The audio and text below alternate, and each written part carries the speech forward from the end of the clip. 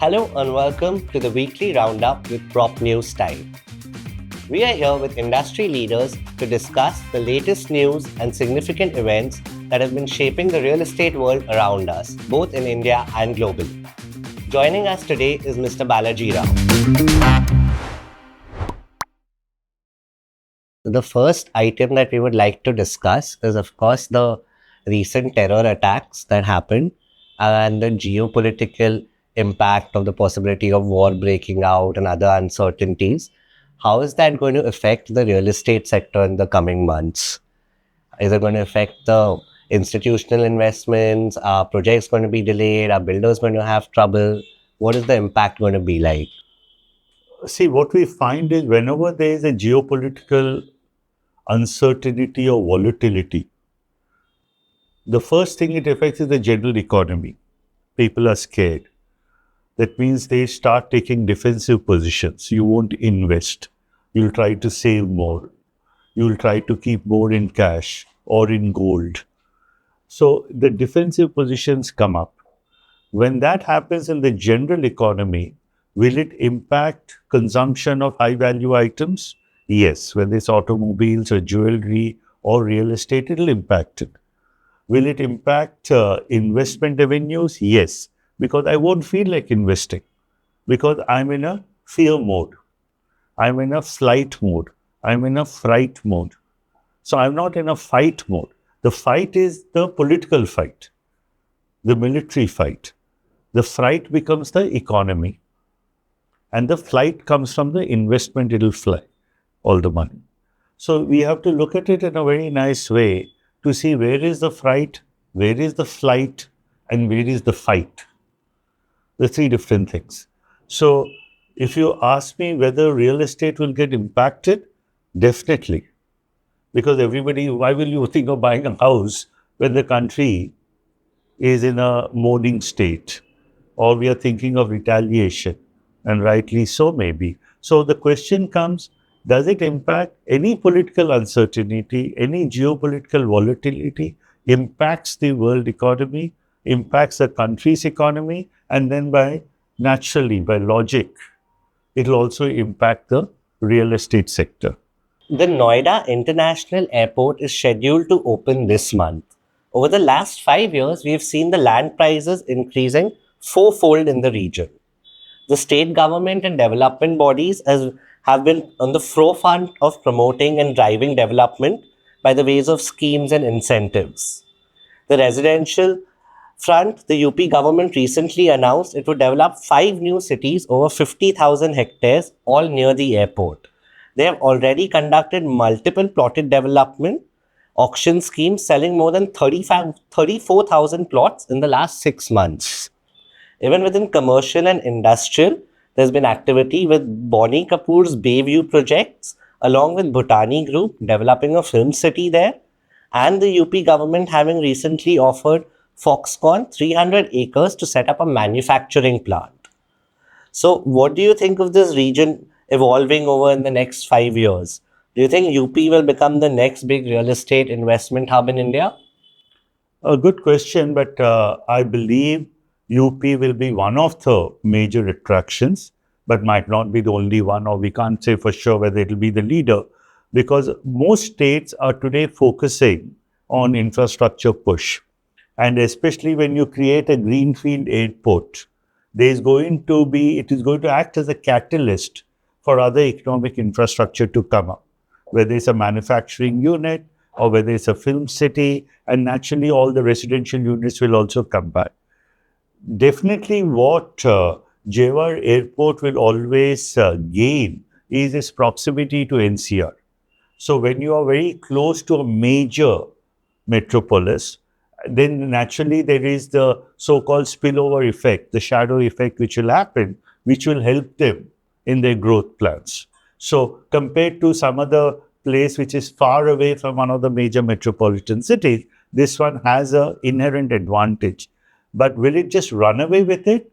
There is time for us to see, because in all states, if you see a Gujarat state or you see a Maharashtra or you see the southern states, they're all competing. They're all coming up with not just airports, with seaports, with riverways, with your expressways. You look at the Delhi Metro Industrial Corridor, you look at the Mumbai Nagpur Expressway, they're all going to be game changers. They're all going to transform.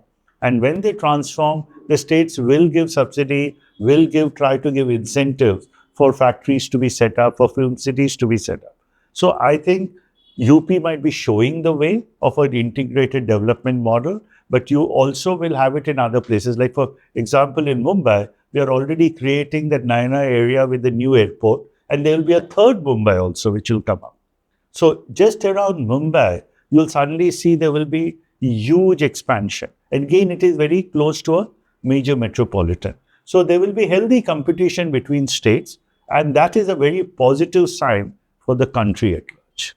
In the last few days, we've seen a recent spate of fires across the city, both in Mumbai and Delhi, where we are seeing residential buildings, commercial buildings, malls that have caught fire, mostly due to small things like fire extinguishers not working, combustible materials lying around, glass facades that have prevented people from realizing that there was an emergency. So, what do you think are some of the reasons for this kind of a thing happening in the city now, and what are the solutions that one can come up with? It's a good question, and it's a very concerning issue facing all our buildings, because I think most of the cities, most of our projects sometimes take this aspect very lightly. Fire is not something to be taken lightly. Abroad, if you see in most developed countries, you have fire drills which are very arduously and in a disciplined way, done. Here we don't do it. There's no fire drill. There's no fire safety in most of the buildings. You get my point. Fortunately for us, some of the municipal corporations like Mumbai Municipal Corporation insist in new buildings having fire alarms or smoke alarms and sprinkler system, which to trigger off. But these are not there in the old buildings. They're not being able to enforce it. So in the old building, they still depend upon fire extinguishers or risers, which might not be working, as you rightly said. And even if some of them are working, most people won't know how to operate them.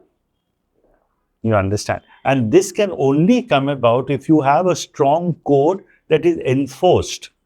And that enforcing comes when you have regular fire drills. You should have a fire drill every quarter in every building, residential or commercial, to say, if a fire breaks out, what is your exit path? How do you go through smoke? Do you use a staircase? Stop using the lift. Where are the refuge areas? Should you go up to the terrace or should you go down? So is this mostly just a procedural thing, or do you think earlier there were fires, but they were never so frequent? So is it something new? Are we using new materials, bad electrical wiring? Is there something different that is happening that needs to be checked on as well? No. Or is it just that we don't have a fire safety concept in India? I think it's a combination. Because think about it. One is our materials which we use might not be all very tested. Sometimes we get imported material from neighboring countries and we just use it because it's cheaper. That's one, could be.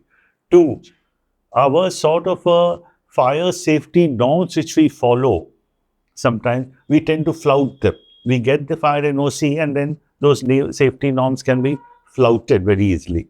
Three, in the modern era, the load on these wires are much more. Like nowadays, you see air conditioners, central air conditioning, the load is very much higher. So if they are not of the requisite strength, you're tending to make them combustible. So it can catch fire. Four, as I said, we have complete disregard for protocol. Your staircases are jammed. Your stores are everywhere, so they can easily catch fire. People use basements, not just for storage or for parking, but also to run restaurants, to have retail outlets. So all these, when you flout it so widely, then it is necessary for the civic authorities to crack down on it and to give them enough teeth, that there are enough penalties that deters people from adopting this path of taking shortcuts. Otherwise, we are bound to see more fire. The first thing I would advise and I would suggest is we need to have fire drills in every building every quarter so that people are aware whether something is missing, how to use a fire extinguisher, how to use a riser, where to go. Otherwise, it will be tragic because this is absolutely unfortunate and can be avoided. The Enforcement Directorate recently conducted and coordinated raids across Goa, uncovering a massive land scam involving properties valued over 1,000 crores. The operation targeted multiple locations, including prime areas such as Anjana, Asagaon, and Arapora. These properties, originally owned by individuals and family estates, were unlawfully sold through fraudulent means such as forging of documents, tampering with revenue records, impersonation, etc.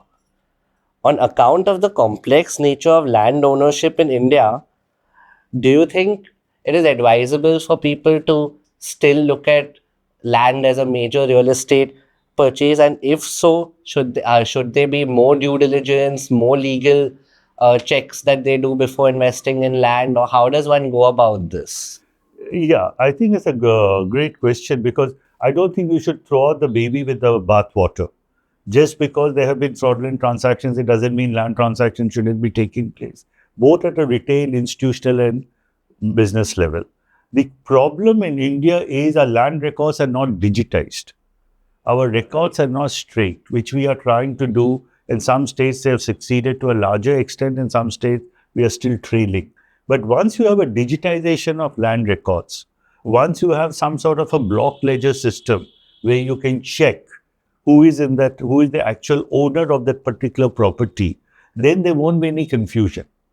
Okay. But today, I think the confusion is one, there is a lot of ambiguity when it comes to the ownership of land. That's one.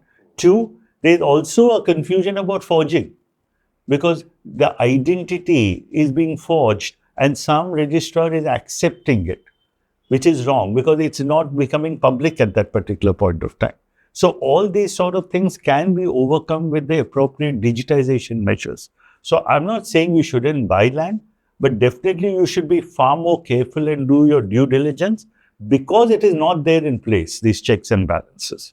When these checks and balances come into place, which it is bound to come, because that is what our progress has done, then you can be more assured that you will not be cheated. The International Monetary Fund recently revised India's FY26 GDP growth forecast down to 6.2% from 6.5% earlier, citing global trade tensions, slower global growth, and tighter financial conditions. Despite this cut, India remains one of the fastest growing major economies, driven by our consumption and infrastructure spending. So, what do you think this growth forecast means for the real estate sector? Will institutional investors, especially international institutional investors, get swayed by these predictions and forecasts? Well, it does have an impact because, see, one, the growth forecast clearly indicates that the headwinds or tailwinds. So, right now, the growth forecast, which is 6.5, if it has been cut down by a few basis points, then it clearly indicates that there are headwinds. And if there are headwinds in the economy, there will be headwinds in our sector also. So, institutional investors do follow this as an indicator to see whether you're going to be impacted by what's happening around the world globally or you're not going to be impacted. Like every other major economy, whenever there's something which happens globally, we will also be impacted. It's highly unlikely we'll be isolated away from there. And if we are impacted, does it slow down our growth? We'll also slow down. Whether it will be 6.2 or 6.3 or 6 is a moot discussion. The question comes whether they are going to believe this is enough. I do believe they will think so. Because even a 5 to 6% growth in today's market is a very, very good sign, positive sign. That despite headwinds, despite volatility, despite uncertainty, we are still being able to grow, especially as a major economy. So that I think will be a good indicator. And I do believe that institutional investors will still keep coming into this country because of that. Because we will be the fastest growing major economy even in this year going forward. And that will augur well not only for the economy, but also for the real estate sector. I'm quite sure about that. That's a wrap for today's episode. Thank you all so much for joining us. Please like, follow, and subscribe our channel as we cut through the jargon and bring you all the real estate news that truly matters. Thank you for tuning in.